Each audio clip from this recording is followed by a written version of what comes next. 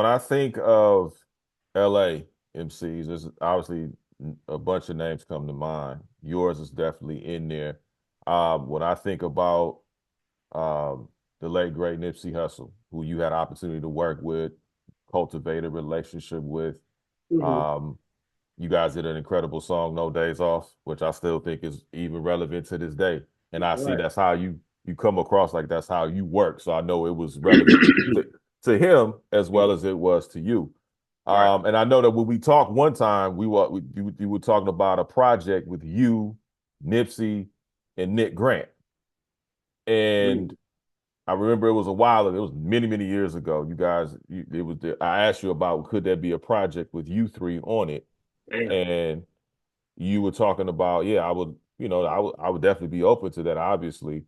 But Right. what would an EP or album sound like if it was you, Nick Grant, and Nipsey on the album? Man, it'll sound like motivation. It'll sound like uh it'll sound vulnerable. It'll sound cohesive, like because like Nick is a great lyricist. Myself, Nipsey is a visionary. Everything he says, like you can close your eyes and see, and that's. I feel like that's the thing we all have in common is just you can. We're very visual artists. You know what I mean? And we all got nice rap voices. Uh, Man, that'd be crazy, man. That would have been crazy.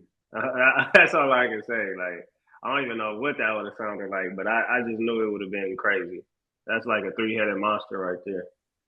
Oh, indeed. Do you have any more tracks with Nipsey? I know there may be something in the vault, but is there any more tracks that you guys did together? Nah, man. What's so crazy is we actually was about to do another record that next week. Like Mhm. he passed, and we were supposed to work that next week because I talked to him, and I was like, man, why we ain't never did no other songs, bro? Like that shit is like we got a fucking classic, bro. How we only got one song? And I was talking to Black Sam about it as well, and he was like, man, let's get in the studio next week. And I literally was driving to Vegas from LA and heard he got shot, man. And, so we were supposed to get in that next week. Like he passed. Yeah, definitely, man. Crazy. Shout out to everybody at All Money in the All marathon. money in, yeah, man. For real. JP, Black Sam, everybody, Cobby, J Stone, everybody. Absolutely. What makes Quincy White the legend out the park? Well, I just feel like, just being somebody from over there, right? Um, with little to no resources, um, with the same opportunity as the next, person from the ghetto, right?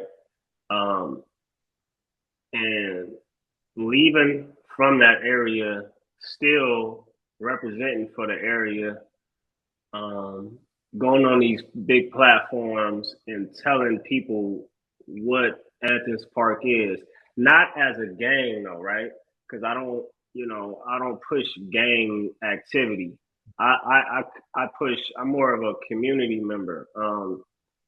My family, had that house over there since like the '60s. Mm. You know what I'm saying? My grandma. So we were over there before the gang started, right? So like my uncle is one of the persons that started the neighborhood.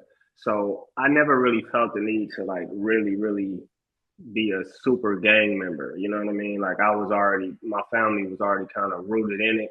So I was just more so just letting the world know about this area, this small area in LA. You know what I mean? Where I grew up at, and I just wanted to represent. So everywhere I went, I just told people what 127 and Broadway was, what El Segundo Boulevard is, what it is like to be at the park. Um, just letting every kid over there know, or in every ghetto know that anything you want to do is possible. Not even to sound cliche, but it's like if you're really that spearheaded into what you want to do and you putting the work in and you busting your ass, not just in the craft, but trying to get it out to people, to network with people. It's all like you know, a conglomerate of things that you have to do. But just letting people know with hard work, um, you can be a legend in your own right from wherever you from. You know what I'm saying? So With so many residential area, obviously there's a commercial real estate area in that section of Los Angeles as well. How do you envision the Athens Park area? Because I've seen buildings for sale, for lease. How do you envision that area, and what part do you want to play in helping that area continue to uplift and grow? man, I want to. I mean, it has to take resources, right? So once I get to a certain level, I definitely want to put centers like that'll keep the kids away from the gangs. You know what I mean? Obviously, you're gonna know about them because you're in that area, but I just want to give kids opportunities. Like computers and if you want to get into music, if you want to get into sports, if you want to get into graphic design, video editing, I want to put a building, a community center there, like for the community. I want to get some somehow. What I noticed also that we don't even have like whole food grocery stores in the ghetto. You know what I mean? Like, how can we get a Whole Foods over there? You know, um, just progressive stuff. You know what I mean? That we could have equal opportunity as the other side of L.A. or the other side of the I hate to play the race thing, but it's like you can clearly see the type of stores that's in Beverly Hills versus South Mhm. Central. You know what I mean? So we gotta like bridge that gap somehow. It's funny that you mentioned that because I was on a panel with a bunch of council people and assemblymen talking about food deserts in our community and how that is another form of discrimination, Mm-hmm. as well as racism, what is Yeah. rooted in. And as far as we don't have, we don't have the first run grocery store, as you mentioned, a Whole Foods, a Gelson's, a Mm-hmm.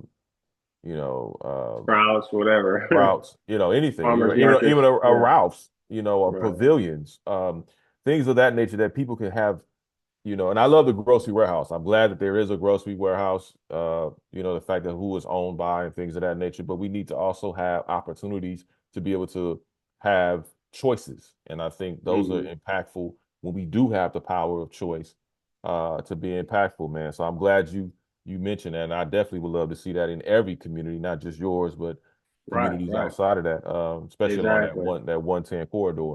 Um, Yeah. you mentioned Kendrick. I mean, obviously the news came out a while Mm-hmm. ago that Kendrick Lamar will be headlining the New Orleans Super Bowl. Um, I don't think anybody was not supporting Kendrick, but I think it was just the people that made the decision to have Uh Kendrick huh. over obviously Lil Wayne, who's from there. Yeah. Um, but it came out later that the city didn't necessarily vote in favor of Lil Wayne. So instead of blaming the people that we thought may have been The powers that be, in huh? powers weren't. Kendrick Lamar, man, I know you saw him early on when he was K Dot going into Kendrick Lamar, and then obviously, being at the video shoot as you mentioned earlier. Did you see this type of Kendrick Lamar early on? Yeah. Yeah. I feel like it was only a couple of people in that era where I felt that had superstar potential. Kendrick was definitely one of those ones where I knew he would be special. I mean, obviously, biggest in the world. I mean, nobody could really guess that. I don't even think he would have guessed that, right? that's just God doing His work. But as far as talent, man, hell yeah, I've seen it for sure. I mean, a lot of us had it, right? But Kendrick, yeah, I told him like, cause I haven't seen him since like physically, right? I haven't seen him since maybe 2011, 2012. Hmm.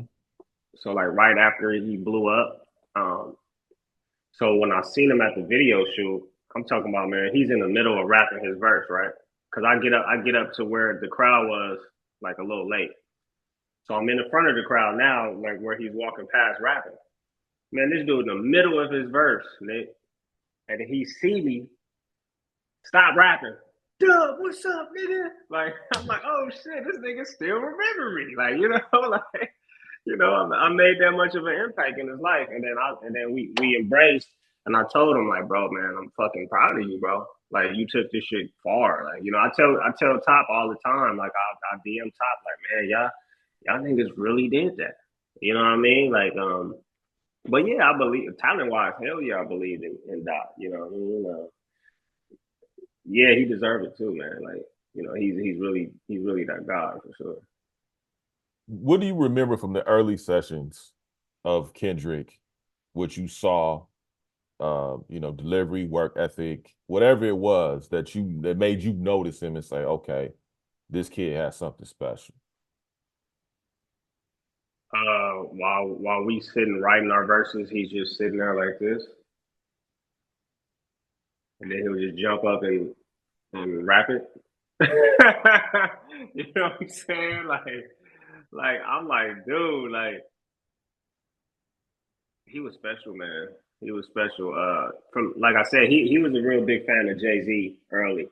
I don't know if people know that he was, and that's what's so crazy. Like he was influenced by Wayne and Jay Z. Like people don't even know he had a whole mixtape like inspired by like Lil Wayne and Jay Z. Like like using their flows type of shit. Like you know what I mean?